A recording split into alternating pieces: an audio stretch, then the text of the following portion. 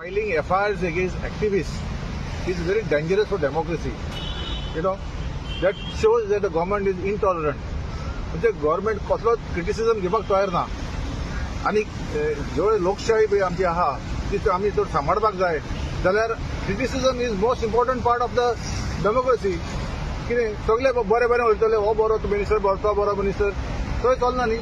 We have to have some amount of tolerance. See, the best thriving democracy is where there is maximum criticism. Also, we have to talk in a responsible manner. It doesn't mean that we can do what we want. But the thing is what? Because of this filing of FIRs and spread, we are forgetting and diverting attention from the main issues. Goa is getting destroyed at a rapid pace by all these mega projects that we are forgetting. That is the main issue. It is not what one minister is doing and one activist is doing, or three activists is doing. But High Court itself has said 2 days back that in a democracy to thrive, that you cannot file civil charges against its own people. What the government is trying to do is suppress the people who are critical of the government.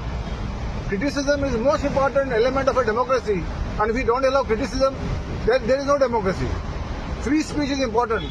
Every citizen has a right to speak freely. So the government should understand that, like you see the former Prime Minister Manmohan Singh, there was so much of fun being made, so much of criticism. I have never heard anybody being arrested or charge-sheeted for criticizing the former Prime Minister. So we should be tolerant, that we must understand that this criticism is an important part of democracy, and therefore the government should withdraw this FIRs being filed or charge-sheet being filed against activists, as has already been directed by the High Court. High Court has given a judgment.